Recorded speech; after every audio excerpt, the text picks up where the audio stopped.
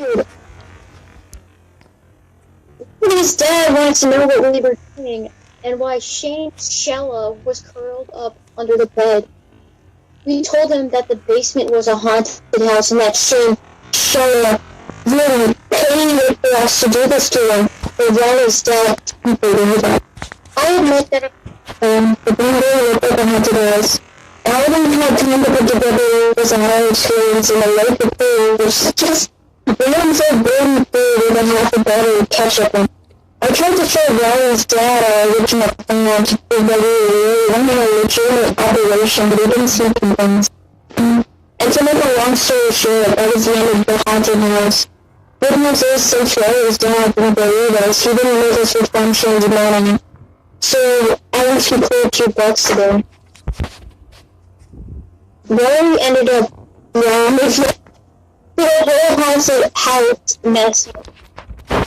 I like to watch TV for a week, and he's not allowed to have me over at the house during. The last part really isn't fair, because that's punishing me. And I didn't even do anything wrong. And now where am I? I'm supposed to play my video games? Anyway, I felt kind of bad for Riley, so tonight I tried to make it up to him. I came on Riley's favorite TV show and tried to do a fight before over the phone so he could get kind of an experience that way. I did my best to keep up with whatever was going on in the screen, but to be honest with you, I'm not sure if Riley's getting the full effect.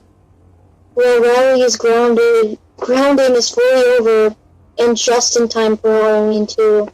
I went up to his house to check on his costume, and I have to admit, I'm a little jealous. Riley's mom got him this night costume that's way cooler than his costume from last. God damn it, Riley! His night outfit came with a helmet and a shield, and a real sword and everything. You think his mom got him a real sword? I never had a store-bought costume before, but I still haven't figured out what I'm gonna go as tomorrow night. I'll probably just throw something together last minute. I figured maybe I'll bring back the toilet paper mummy again. But I think it was supposed to rain tomorrow night, so that might not be the smartest choice.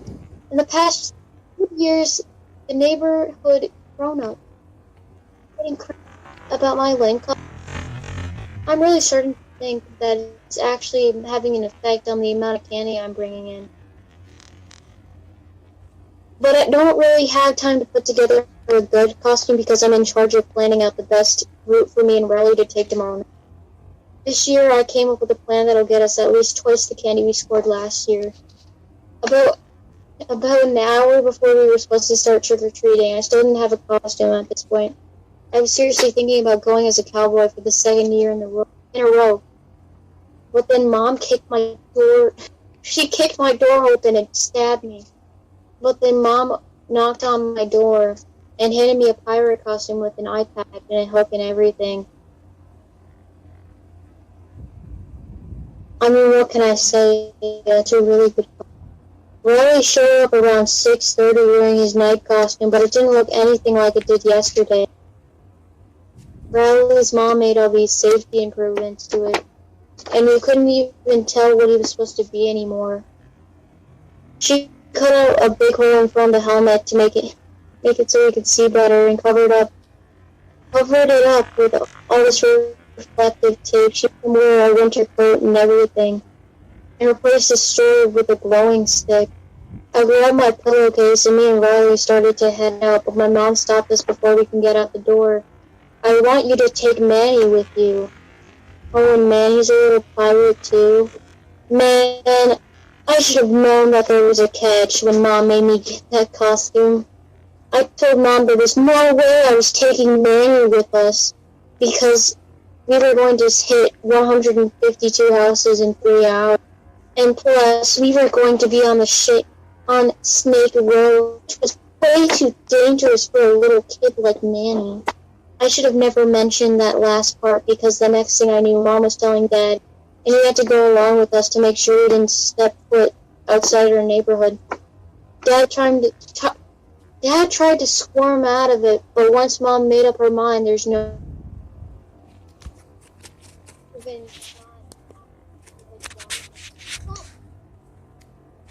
right before we even got out of our own driveway, we ran into our neighbor, Mr. Mitchell. Fuck, and his kid Jeremy. He's the same size of Manny. Like, he's the same size as Manny. Manny and Jeremy wouldn't trick or treat at any houses with spooky decorations on. So that ruled out pretty much every other house on our.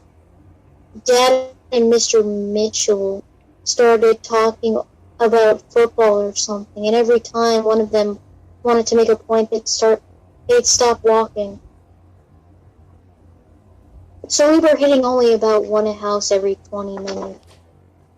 After a couple of hours, Dad and Mr. Mitchell took the little kids home. I was glad because that meant me and Rowley could take off. My pillowcase was almost empty, so I wanted to make as much time as possible. But a little while later, Rowley told me he needed a potty break. I made him hold off another 45 minutes. Oh my god. But by the time we got to my grandma's house, it was pretty clear that I didn't let Rowley use the bathroom. It was gonna get messy. So I told Rowley he wasn't back inside in 1 minute. I was gonna start helping myself to his candy. Greg is such a great. After that, we headed back out on the road. But because it was already 10:30, I guess that's when most of the grown-ups decided Halloween was over. So you can kind of tell that because when they were starting to come over to the door, they're in their pajamas and giving you the evil. We decided to head home. We made up a lot of time after Dad and Manny left, so it was pretty satisfying how much candy we took in. When we were halfway home, this pickup truck came roaring down the street with a bunch of high school kids in it. The kid in the back was holding a fire extinguisher, and when the truck passed us, he opened fire. I have to give Riley credit because he blocked about 95% of the water with his shield. And if he hadn't done that, our candy would have gotten soaked. Then when the truck drove away, I yelled something I regretted 2 seconds later. We're calling the cops. The driver slammed on the brakes and turned his truck around. Me and Rowley started running, but those guys were right on our heels. The only place I could think of that was safe was Grandma's house. So we cut through a couple of backyards to get there. Grandma was in bed already, but I knew she kept a key under her mat in her front porch. So Greg basically walked into his grandma's house without her knowing. Greg is such an amazing person. Once we got inside, I looked out the window to see if those guys had followed us, and sure enough, they did. I tried to trick them into leaving, but they wouldn't budge. Well, I guess now we're safe in our own house. You can't get us. Oh my god. After a while, we realized that the teenagers were going to wait us out. We decided that we were just going to have to spend the night at Grandma's. And we got all cocky, making monkey noises at teenagers and whatnot. Well, at least I was making monkey noises. Riley was just kind of making owl noises. But I guess it was the same in general. I called Grandma to tell her that I called Mom to tell her that we were going to crash at Grandma's tonight. But Mom sounded really mad on the phone. She said it was a school night and that we had to get home in that instant. That meant we were going to have to make a run for it.